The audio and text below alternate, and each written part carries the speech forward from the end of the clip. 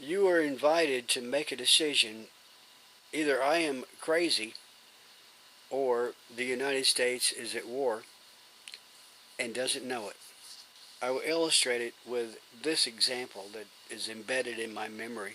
In World War II, Great Britain didn't have a lot of resources to fight a better prepared army, a stronger military industrial complex, which was Adolf Hitler's Germany, which had already overrun much of Europe and had set its sights on Great Britain.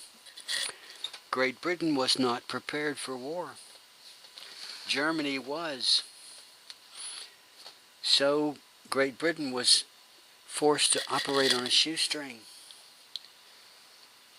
to get more bang for the buck.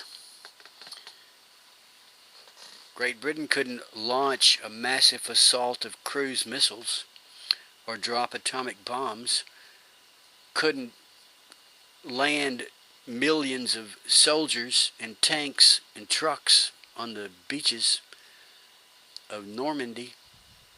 One example of clever subversion engaged in by the British under Winston Churchill was the act of placing a corpse in the ocean for the Germans to find. And this corpse was dressed in the uniform of a naval officer, and to the wrist of this body was attached with handcuffs a briefcase. And the briefcase contained what appeared to be authentic military planning papers and communications memos. This corpse was planted in the ocean. A body was sent floating, bobbing like a cork, to later wash ashore on the beach, which was occupied by Nazi Germany. The Germans were to find the body of what appeared to be a high-ranking naval officer who was carrying in his briefcase important papers. It was all a hoax. How much did this cost? How much did this cost Great Britain to carry out?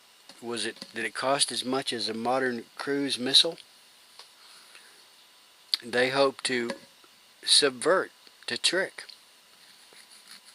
the enemy into believing they had obtained real plans of the British. Plans showing their future military operations. I don't know if it worked or not. I don't know if the body was found by the Germans. But I read that this was done. This was carried out. This type of stuff is done in war. Apparently Americans cannot conceive that this type of thing would be done to us today. They can't conceive that we are at war with anybody. One way an enemy could cripple us without firing cruise missiles or landing thousands of soldiers on our beaches would be to use subversion, disinformation, spies, infiltrators. All they would have to do is pose as credible scientists, occupying positions of power and influence in academia and NASA, convince enough people that the sun is irrelevant in determining the climate of the earth. The sun is irrelevant in determining the climate of the earth. But the all-important factor is the rising levels of CO2 in the atmosphere, and that this is somehow threatening the survival of mankind. It's a total lie. The sun is the all-important factor in determining climate of this planet. CO2 levels in the atmosphere is of no consequence. But spies who wish to cripple us economically would do their damnedest to put this lie out and have it believed and acted upon, just as Winston Churchill hoped the Germans would find the corpse washed ashore on the beach, think it was legitimate, the real thing, not a hoax, think it was their lucky day, and be sent off on a wild goose chase, preparing for an invasion in a spot where the invasion was not going to happen. I believe there are scientists inside NASA, so-called scientists. There are so-called professors and scientists in academia, such as at the University of Colorado, who are acting as agents of another country, working to commit sabotage on the United States. The people can't even conceive of such a thing, and if I were to say it, my listeners on YouTube would immediately assume I'm nuts. What a far-fetched conspiracy idea. Everybody knows that climate is driven by CO2. Everybody knows it because everybody knows it. The reason everybody knows it is because they know that everybody knows it. But it's not true. The sun warms the earth. The sun's output varies dramatically, especially over decades and hundreds of years. But guess what? We have beryllium, and that's why I've entitled this Beryllium and Beryllium-2.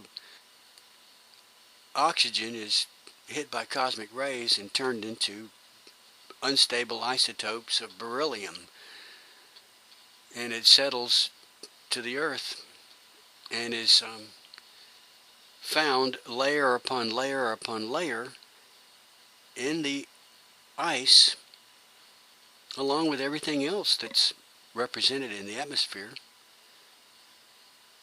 If a meteor was to hit the earth at a certain date, you would find evidence of that meteor impact in the dust, in the ice, in the snow that settled on either of the two poles. When solar activity is minimal, cosmic radiation increases, the levels of beryllium falling to the ground and being intermixed with that snow is increased. The beryllium in the snow, which can be retrieved and studied through ice cores, that Al Gore knows all about, except he won't mention beryllium. He'll talk about carbon dioxide bubbles in the snow, in the ice, but he doesn't mention beryllium. Beryllium is an accurate way to show, pinpoint periods of increased and decreased solar activity. These liars and hoaxers, infiltrators inside the University of Colorado would have you believe that the sun has no effect. But if we have increased solar activity for decades, and decades, warming the oceans, which is the biggest part of the surface of the planet is oceans, water slowly absorbs heat and retains it for a long time. And if we have increased solar activity for decades, the oceans slowly warm up, maybe by less than 1 degree Celsius or Fahrenheit, either one. Maybe it's a small amount, but if it goes on long enough and the sun is hot enough long enough, or bright enough long enough, it will melt ice caps. As the ocean warms up, atmospheric carbon dioxide will increase because it is exhaled from the oceans. Warm water doesn't hold carbon dioxide. All of this is simple enough, easy enough to grasp. The problem is shaking your mind free of the erroneous notion that America has no enemies.